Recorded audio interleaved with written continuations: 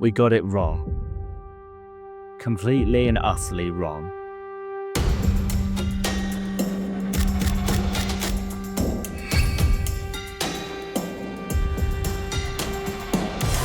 And the evidence I'm about to show you proves that what happened to CSS wasn't about security, it was about fear.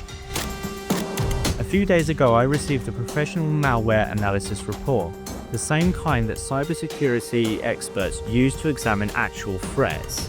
It completely cleared CSS 737. No malicious behavior, no data theft, absolutely nothing. But by the time this report was finished, we had already destroyed them. Hundreds of Reddit comments calling them spies, forum posts warning about Russian malware, an entire development team's reputation was obliterated in 48 hours. I've spent the last week diving into this story, and what I found isn't really about flight simulation at all. It's about how fear spreads faster than facts. It's about how our brains literally stop processing evidence the moment that we decide someone is guilty. And it's about what kind of community we've become when we destroy people based off of where they're from, not what they've actually done. The CSS 737 has some real problems that we should be discussing, but instead we threw away legitimate criticism the moment someone said Russia and turned it into a conspiracy theory. And that should terrify every single one of us who claims to love this hobby.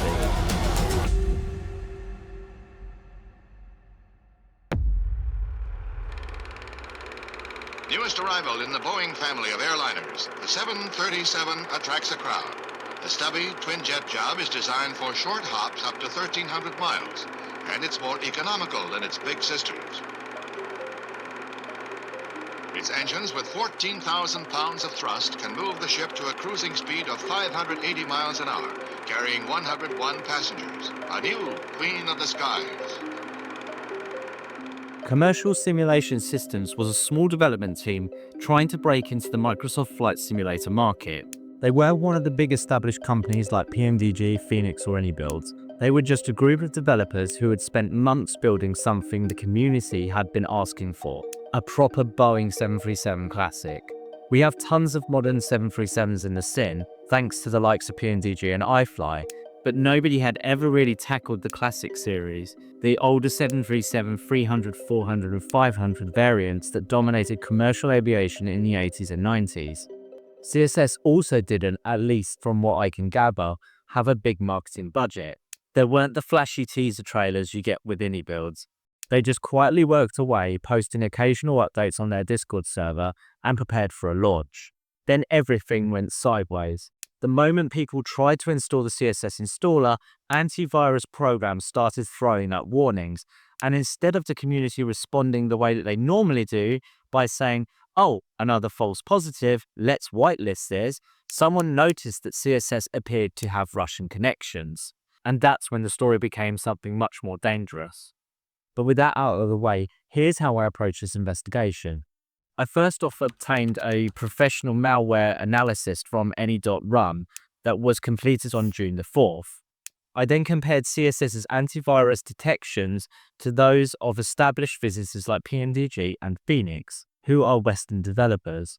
I then traced the timeline of accusations from community resources like Reddit, the main MSFS forum, and then looked at the community-wide panic that followed. And I also looked into psychology research on how these kind of community reactions happen, because what I found tells us a lot about human nature in itself and how fear spreads in the internet age. So let's talk about the most important piece of evidence in this whole story, the professional malware analysis that completely clears CSS. This analysis was done with any.run, which is the same sandbox environment that cybersecurity professionals use to examine actual malware. Here's the actual report. And the verdict is pretty clear. No threats detected, zero malicious indicators, no suspicious behavior. But let me show you something really interesting about how this analysis works. The report flags a couple of things that look quite scary if you don't exactly know what they mean. For example, the T1082 system information discovery and T1012 query registry, which I totally get. These do sound quite terrifying, like the software is doing some sort of reconnaissance on your computer, right? But here is what is actually happening. T1082 just means the software checked what operating system you're running, and what hardware you have. Every software does this. It's like a restaurant asking you for your food allergies. It's the basics of checking compatibility.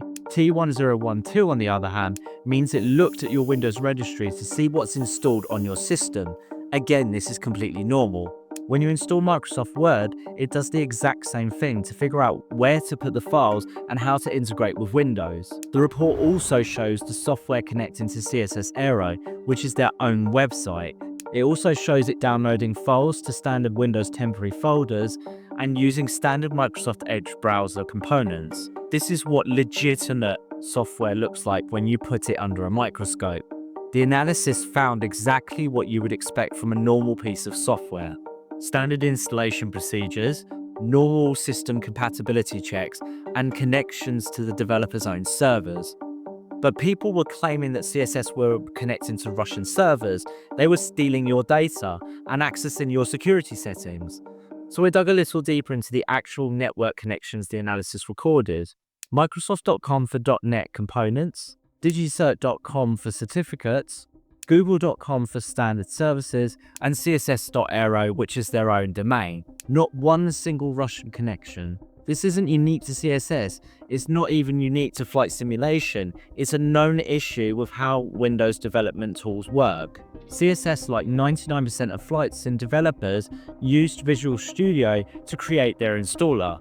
It's a standard tool everyone uses to build Windows software. When Visual Studio creates an installer, it drops temporary files into your Windows temp folder, and it is this folder where your computer stores random files it needs for a few seconds and then deletes them. The issue is, real malware also uses these temporary folders to hide files into your computer.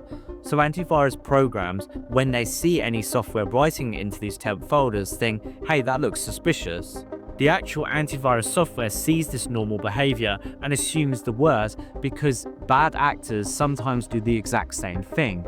This isn't to say that this is a virus, but because legitimate software and malware sometimes use the same basic Windows function, that is why the CSS installer is being flagged.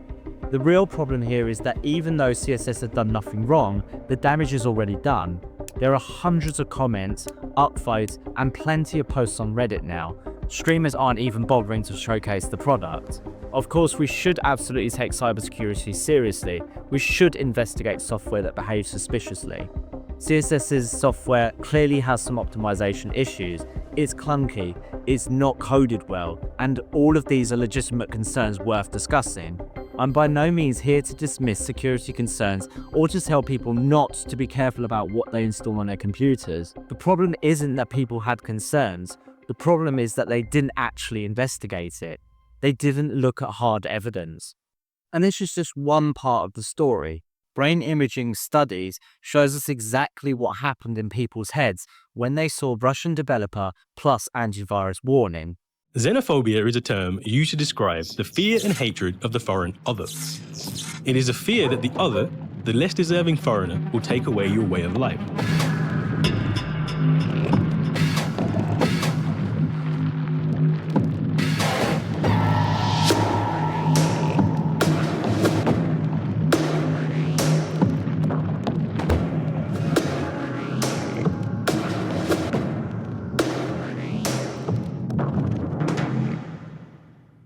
When we encounter someone we perceive as being part of an out-group, the fear center of our brain literally lights up while simultaneously reducing connectivity with our prefrontal cortex, which is where rational thinking happens. This is how the human brain has always worked. It's how our ancestors, even cavemen, survived threats from competing tribes. But in 2025, when the world looks completely different, and with the current geopolitical tensions, those same brain circuits are in fact a massive liability. Research even shows that once our xenophobic response kicks in, we don't process information the same way anymore. The same piece of information gets processed differently by our brains depending on whether that we think is coming from us or them. Let me show you what I mean. PMDG's own installers have triggered in the past something called Wakipu, Microsoft's name for a family of detections that their machine learning algorithm associates as unwanted programs. Essentially, it's software that might install extra things you didn't ask for, or it behaves in ways that seem suspicious to AI. But these detections are notorious for false positives. The problem is that when PMDG triggers this, the community's response was, it's fine, it's just a false positive. The Phoenix A320 has also triggered Bitdefender warnings. They even make sure that the software is excluded from your antivirus program. And again, the community's response was, just whitelist it. But when CSS triggers similar warnings, the response is immediate panic about Russian malware and calls for contact the FBI. I'm also joking, by the way. Every one of these products uses similar copy protection, similar installers, similar system calls. The only variable here that changed in the community's response was when someone posted they are a Russian company. That is when copy protection becomes data theft. That is when poor performance became cryptocurrency mining. That is when poorly coded installers became evidence of an international espionage operation. We should be discussing the aircraft quality, not the nationality. And that is exactly what made me angry about this whole situation. We had legitimate things to discuss about the CSS 737. The systems need work. The sound quality was pretty poor. The flight model had issues. The pricing was controversial. Those are conversations that we should be having. But instead we threw all of that legitimate concern the moment someone said Russia and turned this into a conspiracy theory about espionage. Our brains decided that someone was a threat based on group membership, and we stopped looking for accuracy and started seeking confirmation of what we already believed. This is literally backed by hard scientific evidence. Our cognitive mechanism actively resisted any information that contradicted our initial fear. This is why presenting factual evidence alone rarely changes people's minds once they decided someone is an enemy. I'm doing this video now, and I will guarantee you a lot of you will be in the comments telling me how wrong I am. The brain literally processes contradictory information differently, finding ways to dismiss it or rationalize it away. And while we did all of this, we inflicted very real damage on real people and poisoned our own community in the process. The development team, the moderators on their Discord, all faced harassment and accusations that they were scammers. Their reputation was undeniably hurt before they even had a chance to defend themselves. Think about that for a second. We've essentially signaled to talented developers from other regions or all around the world that they're not welcome in flight simulation unless they can somehow prove that they're not spies. How many aircraft or amazing scenery will we never see because developers will look at what happened with CSS and decide, nah, it's not worth the risk. In fact, 40% of US economic growth between 1960 and 2010 came from previously excluded groups joining highly skilled occupations. So when we exclude people based on nationality rather than merit, we're hurting ourselves by losing access to their talent and innovation. I mean, look at what is happening right now. The original Reddit post making malware accusations is still up, with hundreds of upvotes. Streamers and content creators who blamed the malware are still peddling the same BS. Meanwhile, legitimate analysis proving CSS's innocence is largely ignored. Research shows that contact theory is a good thing. When we actually get to know people from different backgrounds, it is one of the most effective ways to reduce xenophobic attitudes. But we did the opposite. Instead of engaging with CSS as lovers of flight sim, we immediately categorized them as enemies based on their perceived nationality.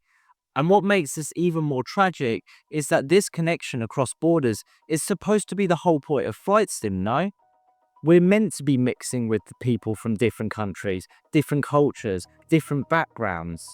We're all meant to be united by our shared love of aviation.